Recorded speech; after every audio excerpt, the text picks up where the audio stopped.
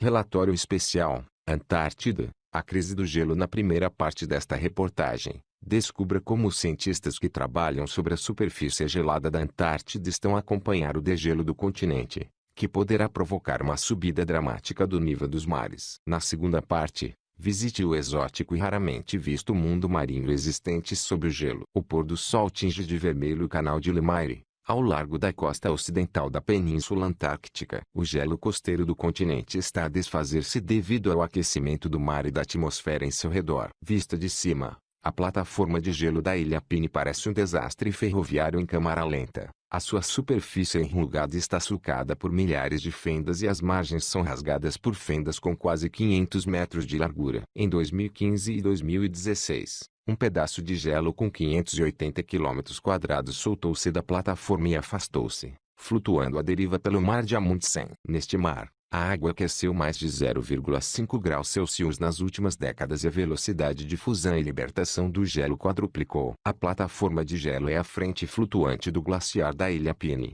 um dos glaciares de grandes dimensões que terminam no mar de Amundsen. Juntos, drenam uma cúpula de gelo de dimensões muito maiores. A calota de gelo da Antártida Ocidental tem mais de 3 km de espessura e cobre uma área com o dobro da superfície de França. A calota de gelo envolve muitas ilhas, mas a maior parte assenta sobre o leito de uma bacia que mergulha a mais de 1.500 metros abaixo do nível do mar. Isso torna mais vulnerável ao aquecimento do oceano. Se todo esse gelo vulnerável se desancorar, quebrando-se em pedaços e partindo à deriva, o nível do mar poderá subir 3,3 metros, submergindo orlas costeiras em todo o mundo. A calota de gelo é retida pelas plataformas e essas represas flutuantes, pressionadas contra montanhas e cordilheiras nas margens da bacia, começam a falhar. Em todo o mar de Amundsen, na costa da Antártida Ocidental virada para o Oceano Pacífico, as plataformas de gelo estão a enfraquecer e os glaciares que se encontram atrás delas estão a recuar. A plataforma de gelo da Ilha Pini,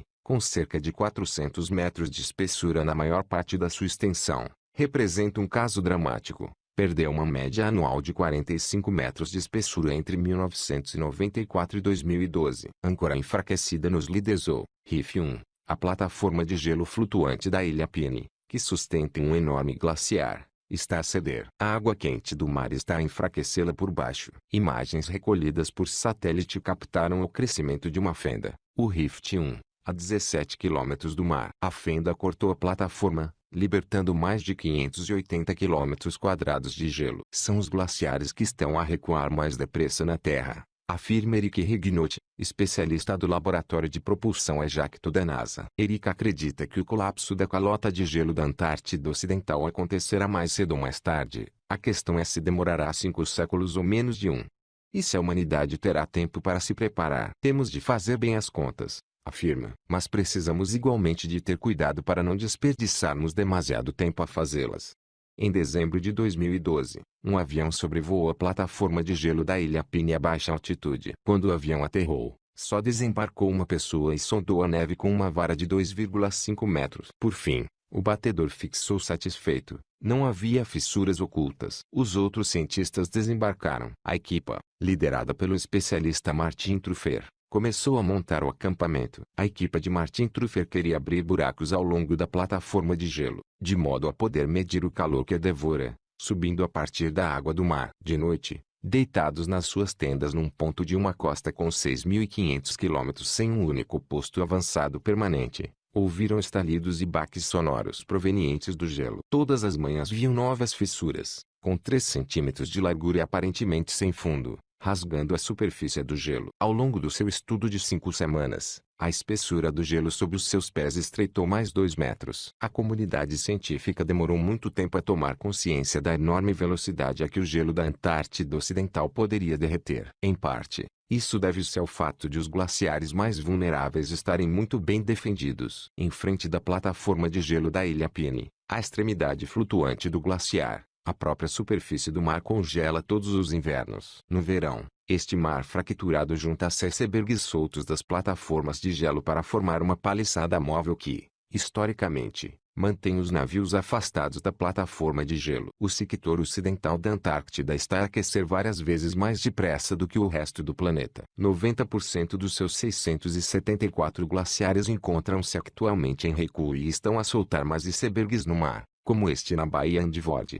Em março de 1994, o quebra-gelos norte-americano Nathaniel B. Palmer tornou-se, possivelmente, o segundo navio a alcançá-la. Durante alguns dias, ventos fortes afastaram os blocos de gelo, criando uma passagem estreita e efêmera por onde o Palmer avançou. Sem mapas exatos para se orientar, a equipa reunida na ponte de comando do navio olhava nervosamente para o monitor do sonar, observando um leito marinho caótico, com desfiladeiros e cordilheiras afiadas, incluindo uma 6 metros da quilha do navio. O Palmer passou apenas 12 horas diante da plataforma de gelo antes de o cerco de gelo marinho obrigar a retirar-se para norte. No entanto, foi tempo suficiente para a equipa introduzir instrumentos científicos na coluna de água e protagonizar uma descoberta inquietante. Junto da superfície, sob a plataforma de gelo, corria uma corrente ligeiramente menos salgada do que o mar em redor, pois a água tornara-se mais doce pelo gelo derretido. O gelo é doce porque teve origem em neve caída na Antártida Ocidental, a profundidades entre 600 e 900 metros, junto de um desfiladeiro submarino que se estendia sob o gelo. A água mais quente estava a infiltrar-se. O oceanógrafo Stan Jacobs, do laboratório da Terra Lamont Doherty,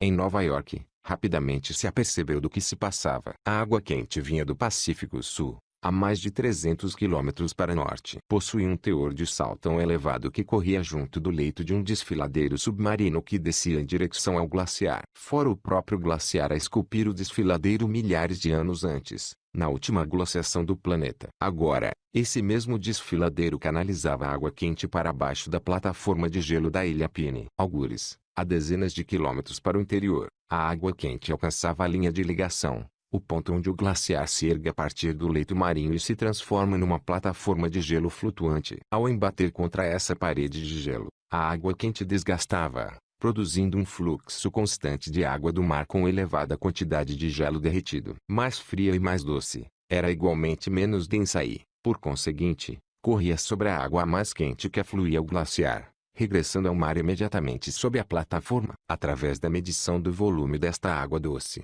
os investigadores conseguiram estimar a quantidade de gelo que se perdera. Os ritmos de degelo eram uma loucura, diz Adrian Jenkins, do levantamento britânico para a Antártida. Segundo os seus cálculos, a plataforma estava a perder 53 quilômetros cúbicos de gelo por ano, junto da linha de ligação. A perda de espessura do gelo elevar-se-ia provavelmente a 90 metros por ano. Não fazíamos ideia de que um glaciar pudesse derreter tão depressa, resume Adrian. Superfície erodida. Uma imagem recolhida pelo Landsat 8 mostra a plataforma de gelo da Ilha Pine antes da libertação dos primeiros icebergs junto do Rift 1, linha vermelha. A próxima fenda já começou a crescer. As fendas formam-se em zonas onde correntes oceânicas quentes diminuíram a espessura do gelo, levando a superfície a descair, linhas escuras, e o gelo a quebrar-se. A descoberta de que as plataformas de gelo podem quebrar-se em locais tão amontantes aumenta a probabilidade de assistirmos a um colapso significativo da Antártida Ocidental no nosso tempo de vida, diz o cientista Ian Watt.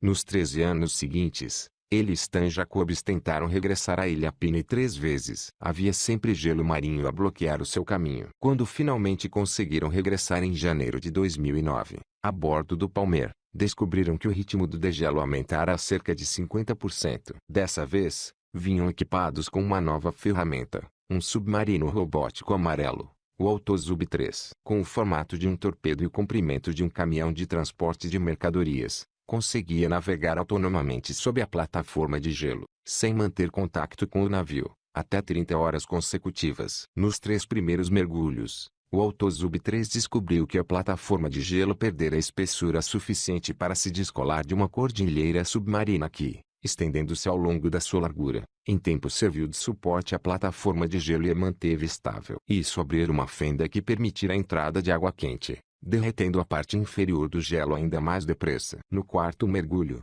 o robôte amarelo quase morreu. Quando a equipa o içou da água, descobriu que o seu nariz cônico se partira, danificando alguns equipamentos internos delicados. Os técnicos reconstituíram o sucedido a partir dos dados de navegação do submarino. 50 quilômetros antes, sob a plataforma de gelo, o Autosub-3 desviara-se para o interior de um abismo no sector inferior do gelo, em busca de um caminho de fuga. Embater e raspara nas paredes do abismo, acabando por subir 150 metros pelas entranhas labirínticas da plataforma de gelo. Por fim, conseguiu descer e recuar, refugiando-se em mar aberto. Rift 2, a fenda montante, imagem recolhida pelo Landsat, ainda estava a crescer quando esta fotografia foi captada por um avião da NASA em novembro de 2016. O Rift 2 tem cerca de 100 metros de largura e os seus penhascos de gelo recentemente fracturados erguem-se 25 metros acima do nível do mar.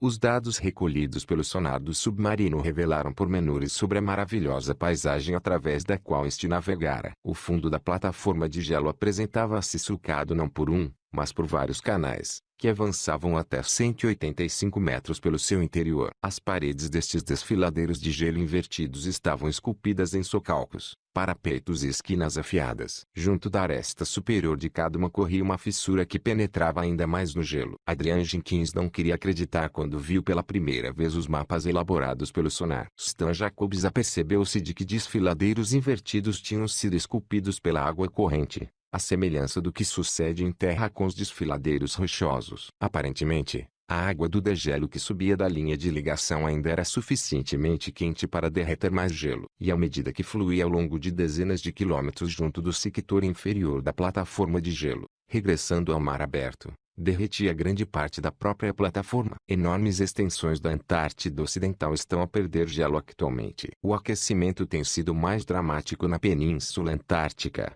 fustigada por ar e água quentes provenientes das regiões setentrionais. As temperaturas médias anuais na vertente ocidental aumentaram quase 2,5 graus Celsius desde 1950 e os invernos tornaram-se 5 graus Celsius mais quentes. A formação de gelo marinho está agora limitada a 4 meses por ano em vez de 7. Do lado oriental da península, 4 plataformas de gelo desintegraram-se em icebergs desde 1988. Uma fenda de grandes dimensões e em rápido crescimento existente na outra plataforma, chamada Larsen C, ameaçava fazer o mesmo à data em que esta revista começou a ser impressa. O aquecimento da atmosfera contribuiu para desencadear estes colapsos, formando lagos de água de degelo na superfície das plataformas de gelo. Os lagos foram absorvidos através de fendas, aprofundando-as no gelo. À medida que as plataformas desapareciam, os glaciares por elas estabilizados correram para o oceano, a velocidades 2, 5 ou até 9 vezes superiores à original. São glaciares relativamente pequenos e não provocarão uma grande subida dos níveis dos mares,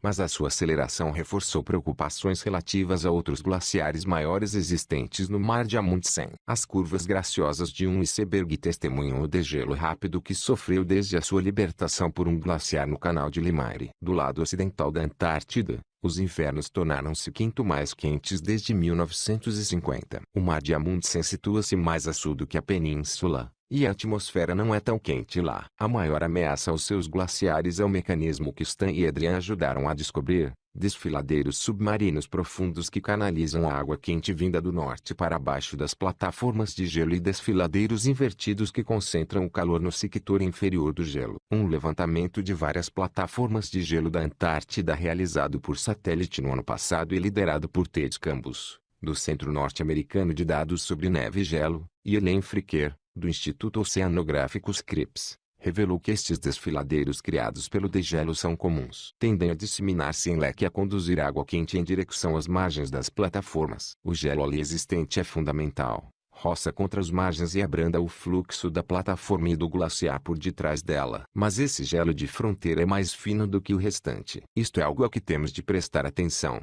resumiu Ted Campos no início de 2016. Ian Watt é outro especialista que observa atentamente a Ilha Pine. Em novembro passado, anunciou a presença de 2 novas e alarmantes fendas estendendo-se ao longo da plataforma de gelo que ameaçam reduzi-la ao seu comprimento mais curto historicamente registrado. Ian percebeu-se de que as fendas tinham sido desencadeadas por um único evento que acontecera 3 anos antes, sem ninguém reparar nele. A faixa de gelo fracturada que ancorava a plataforma de gelo à sua margem setentrional desmoronara-se subitamente, indiciando ter sido minada a partir de baixo. Soltou-se em meia dúzia de dias como se um fecho de correr tivesse aberto o flanco do glaciar, disse Ian. Não se sabe ao certo quando a plataforma de gelo poderá desintegrar-se na totalidade. A água quente vinda do mar alto e que corre sob ela tem uma temperatura 2 a 3 graus Celsius superior ao ponto de congelação. No entanto, são quase 13 mil quilômetros cúbicos desta água que ali chegam todos os anos, o que significa que a plataforma de gelo recebe uma quantidade de calor que excede as emissões calóricas de 100 centrais de energia nuclear em funcionamento pleno.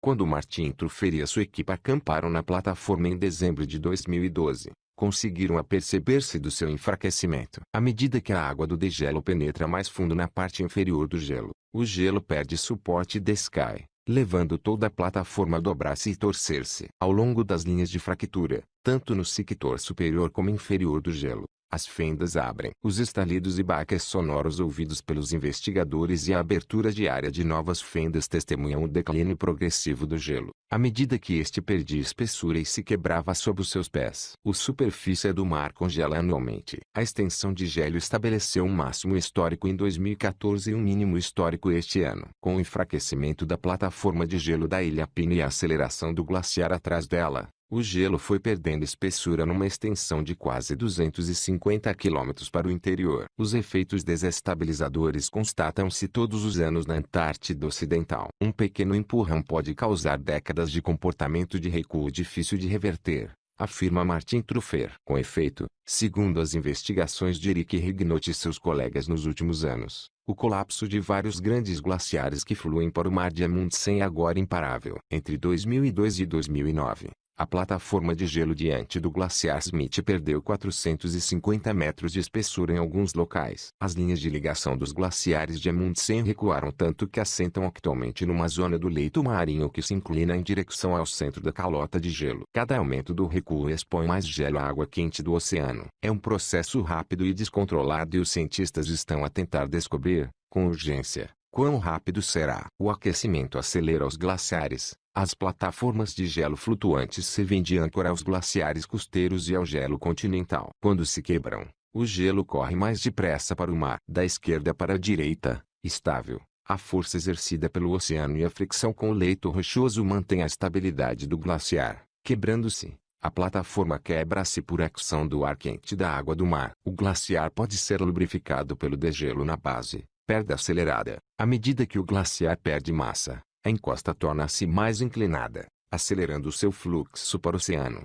As plataformas de gelo são como o canário na mina de carvão, resume Lenfriquer. Como já estão a flutuar, não provocarão uma subida do nível do mar quando derreterem, mas assinalam uma subida iminente, à medida que os glaciares existentes atrás delas acelerarem. Ellen e a sua equipa descobriram que, entre 1994 e 2012, a quantidade de gelo desaparecida de todas as plataformas de gelo da Antártida aumentou 12 vezes, de 25 km cúbicos para 310 km cúbicos por ano. Acho que chegou a altura de nós, cientistas, pararmos de ser tão cautelosos na divulgação dos riscos, diz. Erosão de baixo para cima. Correntes quentes que fluem sob as plataformas de gelo estão a devorar os glaciares de Amundsen e Totem, ao oriente. À medida que os glaciares recuam em bacias inclinadas, a situação poderá tornar-se irreversível. À esquerda, glaciares ancorados. Os glaciares assentam em bacias marinhas, fixadas a uma cordilheira submarina na linha de fissura.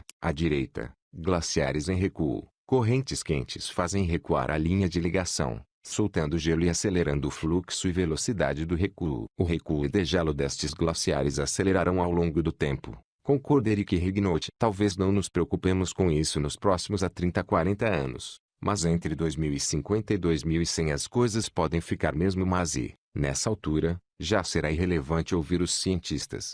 Ou talvez não, quando as coisas ficarem mesmo más, ainda podem piorar. A maior parte do calor retido pelas emissões de combustíveis fósseis desde o início da Revolução Industrial encontra-se no oceano. A maior parte do calor que atinge atualmente as plataformas de gelo da Antártida, contudo, provém de outro efeito das alterações climáticas. Ventos e correntes circumpolares intensificados conduziram a água mais quente do mar para a plataforma continental e para baixo do gelo flutuante. O oceano continuará a aquecer, mesmo que reduzíssemos as emissões. Se tudo derretesse, é provável que demore milênios, mas o nível do mar subiria 57,6 metros. Nas condições atuais, A Antártida poderá acrescentar mais de 1 metro aos níveis dos mares até 2100. O degelo de outros glaciares poderá elevar o valor até 2 metros, suficiente para inundar cidades costeiras. A comunidade científica mostra-se particularmente preocupada com o glaciar Thwaites que, sozinho,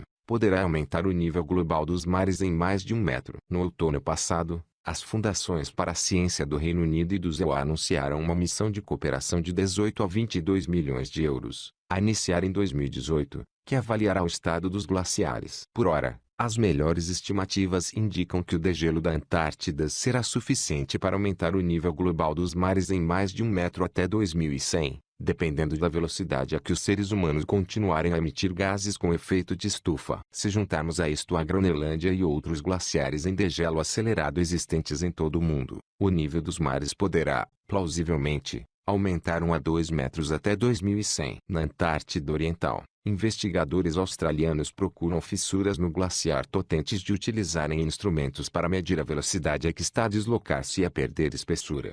No entanto, esse não é o pior cenário. O nível do mar não vai parar de subir em 2100. O passado da Terra dá-nos algumas pistas sobre o que o futuro mais distante poderá trazer-nos. Geólogos que estudam linhas costeiras ancestrais concluíram que há 125 mil anos, quando a Terra era pouco mais quente do que atualmente, os níveis dos mares eram 6,5 a 8 metros mais altos. Há cerca de 3 milhões de anos, na última vez em que o dióxido de carbono atmosférico esteve tão alto como atualmente e a temperatura aproximava-se do nível que se espera para 2050, o nível do mar em muitos locais era 21 metros mais alto do que hoje. Contudo, colapso das calotas de gelo da Groenlândia e da Antártida Ocidental provocaria uma subida de cerca de 10 metros. Por conseguinte, para avaliar o pior cenário, a comunidade científica precisa de voltar a sua atenção para a Antártida Oriental, onde se encontram mais de 3/4 do gelo do planeta. No passado mês de janeiro, um avião DC-3 partiu de Kazestation, na Austrália, e empreendeu vários voos sobre a costa da Antártida Oriental. Ao voar sobre o glaciar Totem, um radar registrou a espessura do gelo. Outro instrumento registrou minúsculas alterações no campo gravitacional da Terra, indícios da topografia do leito marinho sob a plataforma de gelo flutuante do glaciar. De vez em quando, um membro da equipe abria a porta traseira do avião e atirava um objeto em forma de torpedo para o exterior. Ao cair na água, o objeto dividia-se em duas partes. Uma flutuava, transmitindo sinais de rádio ao avião, e a outra fazia descer um cabo com 800 metros, medindo a temperatura da água. Até há pouco tempo, a calota de gelo da Antártida Oriental era considerada segura, ao contrário da Antártida Ocidental, que situa-se num terreno alto. No entanto, o seu mapeamento recorrendo a sonares que penetram no gelo revelou uma região de baixa altitude sulcada por canais esculpidos pelos glaciares que podem descer até 2.600 metros abaixo do nível do mar. São perfeitos por isso para conduzir água do mar quente para as entranhas profundas da calota de gelo. O glaciar Totem é a maior desembocadura costeira desta região. Se colapsar, os níveis globais dos mares poderão subir 4 metros. Apenas com um glaciar. Lembra Eric Rignout, o iceberg A-56, fotografado através das nuvens a partir da Estação Espacial Internacional, vagueou mais de 1.500 quilômetros desde que se soltou das plataformas de gelo de Fischer-Hone, por volta de 2000. Em janeiro de 2015, o quebra-gelo Aurora Australis tornou-se o primeiro navio a alcançar a frente do Totem. À semelhança do Palmer na Ilha Pine em 1994. Descobriu água quente correndo a grande profundidade sob a plataforma de gelo, a uma velocidade de 19 km cúbicos por dia. O glaciar já está a perder cerca de 8 km cúbicos de gelo por ano. Donald Blankenship, perito da Universidade do Texas, teme o pior. Em 2016, a sua equipe encontrou no leito rochoso provas de que Totem tem repetidamente recuado 160 a 320 km para o interior desde a sua posição atual, o que pode ajudar a explicar por que motivo os níveis dos mares eram mais altos há 3 milhões de anos. Os levantamentos de Donald Blankenship também identificaram 2 sulcos no leito que deixam a água quente entrar por baixo da plataforma de gelo do Totem. Totem perderá o seu gelo mais devagar do que a Antártida Ocidental. O pior cenário ainda parece estar a séculos de distância. No entanto, poderá implicar o abandono de muitas das maiores cidades do mundo, incluindo Nova York, Los Angeles, Copenhaga, Xangai e dezenas de outras. O pavio já foi aceso, resume Donald. Estamos só a tentar identificar rapidamente a localização de todas as bombas. O nascimento de um iceberg é fragmento de gelo que se desprendeu da plataforma Larsen a 12 de julho tem um tamanho superior ao território do Luxemburgo e pesa aproximadamente 1 bilhão de toneladas, o que o torna um dos maiores icebergs alguma vez registrados. O desprendimento pode acelerar o colapso de toda a plataforma.